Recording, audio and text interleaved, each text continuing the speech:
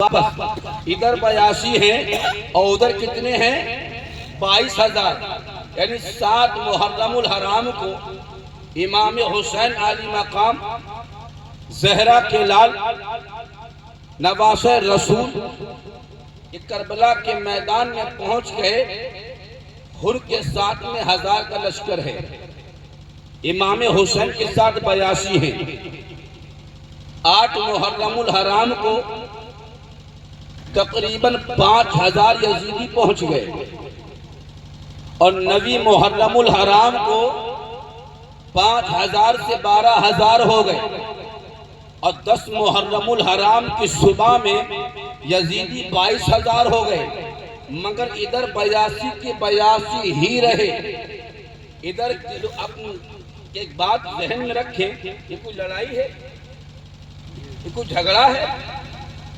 ادھر 82 ہیں، ہر وقت نماز ہو رہی، اذان بھی ہو رہی، اور کے ساتھ میں جو لوگ آئے یعنی 10 محرم الحرام تک کربلا کے میدان میں جو نماز با جماعت پڑھی گئی وہ حسین کے خیموں میں پڑھی گئی، حسین کی طرف نماز با جماعت رہی۔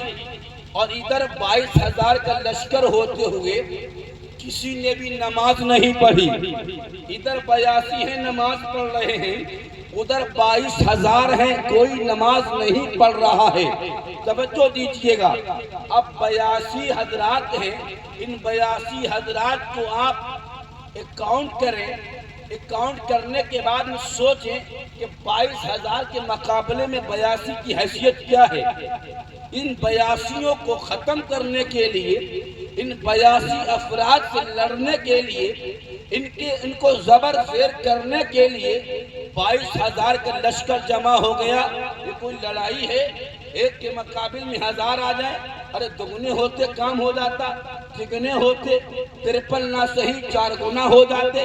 یہاں تو گناہ کی گنتی ہی آگے بڑھی ہے، مگر وہ جان رہے ہو ایسا کیوں ہوا کہ 22000 کیوں آ گئے؟ کہ 22000 میں ہر ایک شامل ہونے والا یہ بات جان رہا تھا، انہیں 82 نہ سمجھو، ان کے باسو علی کے باسو ہیں، ان کا ذہن ابو بکر کا ذہن ہے، ان میں طاقت علی کی طاقت ہے، ان میں فکر عثمان غنی کی ہے، اور ان سب باتوں کو چھوڑ دیا جائے۔ ایک للہ یہ طاقت پیدا ہے، وہ کس بنیاد پر ہے؟ یہ اللہ کے رسول کی بنیاد پر ہے کہ کائنات نے یہ سنا ہے، اپنے کانوں سے سنا ہے، اپنی آنکھوں سے دیکھا ہے کہ صحابہ بیان فرماتے ہیں حسن نبی کی اولاد ہے، حسین نبی کی اولاد ہے، کیونکہ آقا صلی اللہ علیہ وسلم نے ارشاد فرمایا ہے فاطمہ تو بدعت منی، فاطمہ میرے جسم کا ٹکڑا ہے، اب میں ٹکڑے کی تمہیں طاقت دکھاتا ہوں۔ اور 82 کے مقابل میں 22000 کیسے آ گئے؟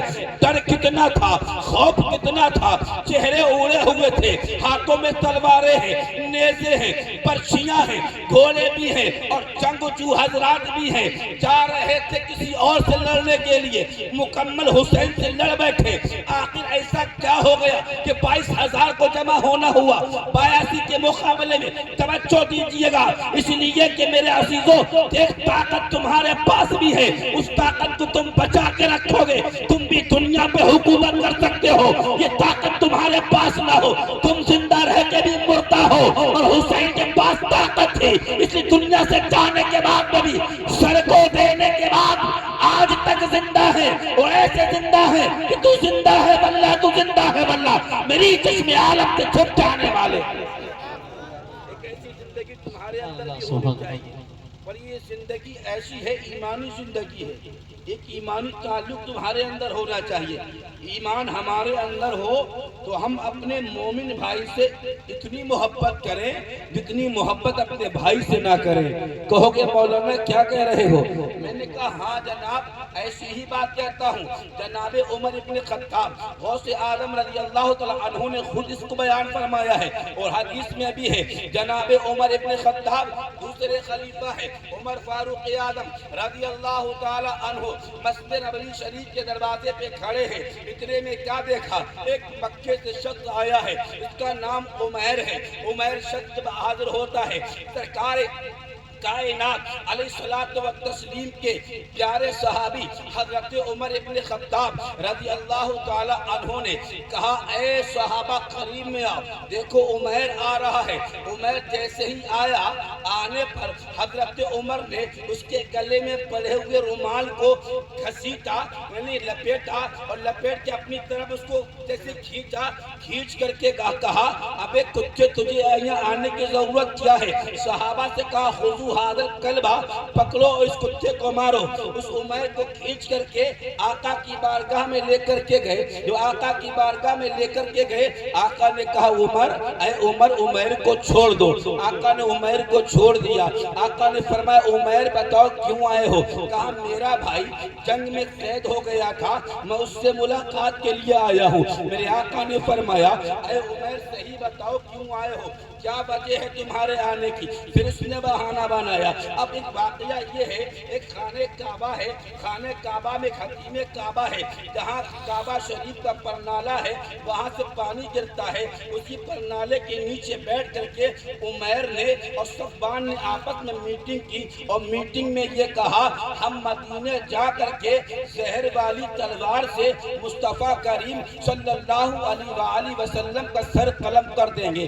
उमैर घबराने लगा, कहने लगा, मैं इसीलिए आया हूँ, अपने भाई को मिलने आया हूँ। सुना है आप नर्म दिल हैं, बहुत अच्छे हैं, मुझे अपने भाई से मिलने देंगे। मेरे आका ने अपनी आवाज को बदलते हुए कहा, उमैर तुम अगर सही ना बताओगे तो तुम्हारी खैर नहीं है। जैसे ही ये कहा, उमैर घबरा गया, डर गया कि मेरे आका लगता है मेरी बात को पहचान रहे हैं। इतने में मेरे आका सल्लल्लाहु अलैहि वसल्लम ने इरशाद फरमाया, उमैर ये क्यों नहीं बताते हो? तो हतीमे काबा में बैठ करके तुमने सफ़वान के साथ में मीटिंग की है कि मुझ मोहम्मद को कत्ल करने का तुम इरादा रखते हो, इतनी सी बात कही है। अरे ये मदीने वाले हैं, ये तो वो बात भी जान रहे हैं जो कि हमने मक्के में हतीमे काबा में बैठ के अकेले बात की थी, मगर ये तो वो भी जान रहे हैं। जब ये वो बात जान रहे हैं तो सारी बातें जान जाएंगे, हमारे सारे अंजाम से वाकिफ है।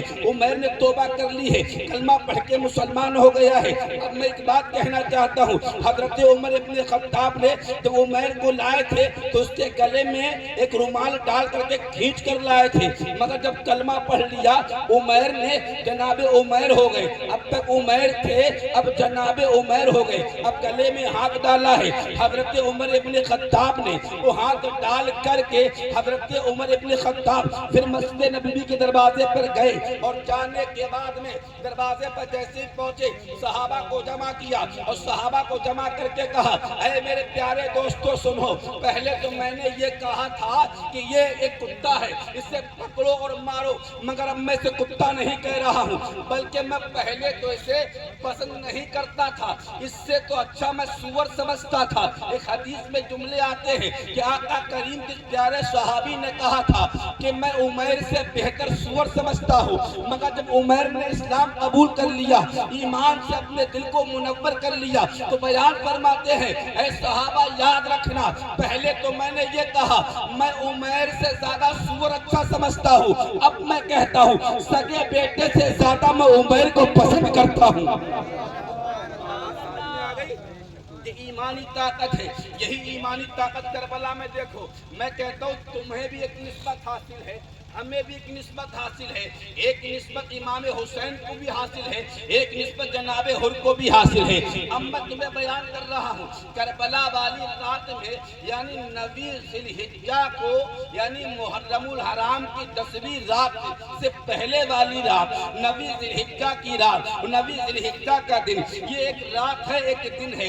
इतना वक्त जनाबे हुर ने हजरत इमाम हुसैन के साथ में वक्त गुजारा है। जनाबे हुर जब आ गए, उन्होंने कहा, ए हुसैन कोई मसला हल हुआ किया, इन लोगों से बात की जाएगी। जनाबे हुसैन आली मकाम बाहर निकल कर के आए हैं, और बाहर निकल कर के जब आए हैं तो इमाम हुसैन आली मकाम ने इरशाद फरमाया, ए अमर इब्ने साद मेरी बात सुनो, तुम में जो कोई सरदार हो आकर के मुझसे बात करे, मैं बात करना चाहता हूँ। जनाबे हुसैन आली मकाम जहरा के लाल ने कहा, मैं नवाज पास है रसूल हूँ, मैं तुमसे लड़ना नहीं चाहता और मैं ये भी नहीं चाहता हूँ कि मेरे खून से तुम अपने हाथों को रंगो, इसलिए मेरा खून आसान नहीं है।